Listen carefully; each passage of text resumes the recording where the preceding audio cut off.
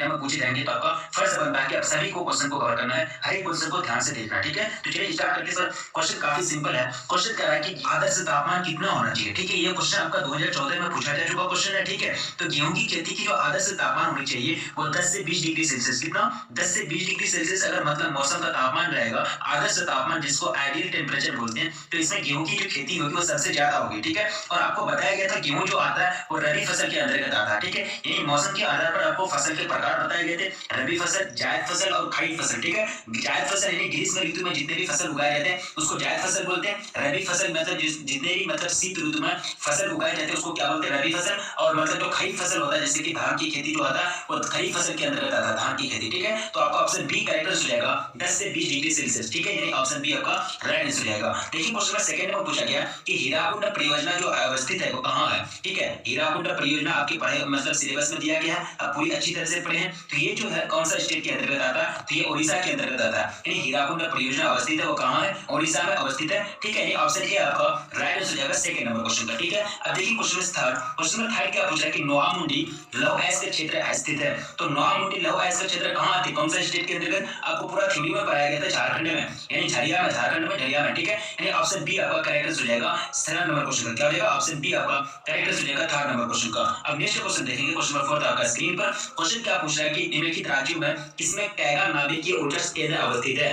ठीक है। तो कैगा की बात की जाती है तो कौन से स्टेट में आते हैं, कर्नाटक में, कैगा कर्नाटक। ऐसे भी याद रखने में मतलब क्या हो जाएगा, आपको सोहित मिलेगी, कैगा कर्नाटक, ठीक है। इसका भी मतलब क अक्षर मिलता है, इसका भी क अक्षर मिलता है, ठीक है। तो कैगा नाभिकीय ऊर्जा संयंत्र जो है वो कहां आते हैं, कर्नाटक के अंतर्गत आते हैं, ठीक है। कर्नाटक में ये अवस्थित है। क्वेश्चन नंबर 5 में पूछा गया कि मानव विकास सूचकांक के संदर्भ में विश्व के देशों में भारत का जो मतलब ये रहा है, रैंक रहा है 2005 में कि कितना रहा है, तो 127, कितना 127 रैंक मिला था 2005 में एसडीआई रिपोर्ट में भारत को, ठीक है। ऑप्शन बी आपका राइट आंसर हो जाएगा। एसडीआई रिपोर्ट के बारे में पूरा तरह से डिटेल्स में पढ़ाया गया है, ये हमको कोई बताने की जरूरत नहीं है। और अगर आप नहीं जानते हैं तो प्लीज आप चैनल का प्लेलिस्ट में जाइए, पूरा डिटेल्स के साथ आपको वहां बताया गया है, ठीक है। एसडीआई रिपोर्ट जो होता है यूएनडीपी के द्वारा जारी किया जाता है हर साल, ठीक है। हर मतलब ये और ये मतलब देश को, हर एक देश के लिए मतलब जारी किया जाता है। फर्स्ट एसडीआई रिपोर्ट जो जारी किया गया था वो डॉक्टर महबूबुल हक के द्वारा जारी किया गया था, ठीक है। और एसडीआई रिपोर्ट ये कैसे तैयार होता है, जैसे कि साक्षरता हो गया, मतलब इसके बारे में, यानी साक्षरता हो गया और जितना विकास होता है उसके आधार पर मतलब आंका जाता है, ठीक है।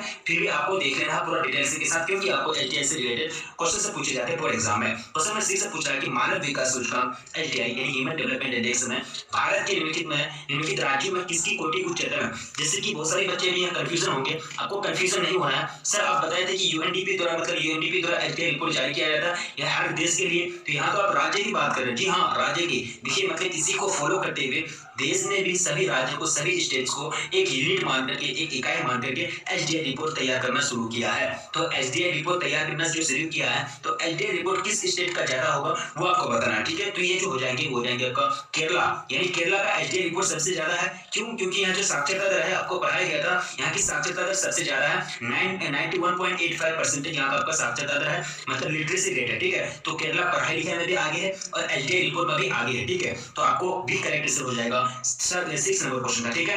और स्टेट का यानी स्टेट के अंतर्गत जिले को भी माप करके मतलब क्या किया जाता है, एसडीआई रिपोर्ट तैयार किया जाता है, ठीक है। अब देखिए क्वेश्चन में 7 क्या पूछ रहा है कि भारत के निम्नलिखित राज्यों में से किस एक में स्त्री की जो साक्षरता दर है वो न्यूनतम है, तो ये हो जाएगी बिहार में। बिहार में स्त्री मतलब सबसे पीछे, लड़कियां लोग सबसे पीछे पढ़ने लिखने में, ठीक है। बाकी स्टेट में आगे है। यहाँ की जो लड़कियां हैं, जो यहाँ जो स्त्रियां हैं ज्यादा पढ़े लिखे नहीं है, मतलब लिटरेसी जो रेट है सबसे ज्यादा रेट अगर गिरा हुआ है वो बिहार के अंदर है। ऑप्शन डी आपका करेक्ट आंसर हो जाएगा 7 नंबर क्वेश्चन का। अब नेक्स्ट क्वेश्चन देखिए, क्वेश्चन नंबर 8 आपका स्क्रीन पर आपके समक्ष रखा गया। क्वेश्चन क्या पूछ रहा है कि भारत में जल संसाधनों से संबंधित क्या समस्या है, वितरण, उपलब्धता, गुणवत्ता, उपयुक्त सभी। जी हाँ, वितरण भी हो जाएंगे। उत्तरी बिहार के बारे में अगर बात करेंगे, उत्तरी बिहार पूरा बाढ़ का इलाका है, तो दक्षिण बिहार पूरा सूखा का इलाका है। तो यहाँ का जो पानी का वितरण है, पानी का वितरण असमान है, कहीं पानी है, कहीं इतना पानी है कि वहां आदमी डूब करके मर रहे हैं, कहीं इतना पानी है नहीं है जहाँ आदमी मतलब सूखा है मर रहा है, ठीक है। तो वितरण में भी क्या है समस्या है, उपलब्धता। जी हाँ, उपलब्धता में भी समस्या है भारत में।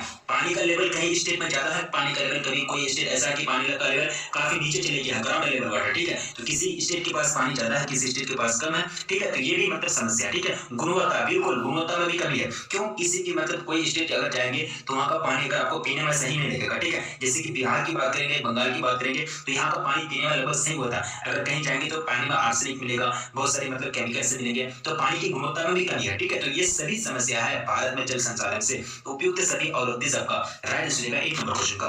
नेक्स्ट क्वेश्चन देखिए, क्वेश्चन नंबर 9 आपका स्क्रीन पर पूछ रहा है कि इनमें से कौन पशु आधारित उद्योग है। इन पशु आधारित उद्योग सिंपल सी बात है, जो उद्योग पशु के मतलब पशु से प्राप्त कच्चे माल पर निर्भर करता है उसको क्या कहेंगे, पशु आधारित उद्योग कहेंगे। ठीक है, तो 9 का जो आपको राइट आंसर हो जाएगा हो जाएगा ऊन। ऊन कैसे पशु से प्राप्त होता है, भेड़ क्या है पशु है, और ऊन कहां से प्राप्त होता है, भेड़ से प्राप्त होता है, तो ये क्या हो जाएंगे, पशु आधारित उद्योग हो जाएंगे। यानी ऑप्शन सी आपका राइट आंसर होगा। ठीक है, ये जो हो जाएगी वन आधारित, ये कागज जो है वन आधारित उद्योग है, क्योंकि कागज जो बनता है वो पेड़ की लुगदी से बनता है, और पेड़ कहां से मिलता है, वन में मिलता है। ठीक है, लाभ भी हो गया, इस्पात हो गया। ठीक है, ये तो आपका मतलब इस्पात मतलब ये हो गया आपका खनिज आधारित उद्योग हो जाएगा। ठीक है, अब नेक्स्ट क्वेश्चन देखिए, क्वेश्चन 10 आपका स्क्रीन पर। क्वेश्चन क्या पूछा है कि विश्व का सबसे लंबा, क्या पूछा है कि विश्व का सबसे लंबा झील जलमार्ग कौन सा। ठीक है, लंबा झील जलमार्ग जो सबसे दुनिया का बड़ा है वो ग्रेट लेक्स सेंट लॉरेंस जलमार्ग, ग्रेट लेक्स सेंट लॉरेंस जलमार्ग विश्व का दुनिया का सबसे लंबा झील जलमार्ग है। ठीक है, ये भी 2016 में पूछा जा चुका क्वेश्चन है।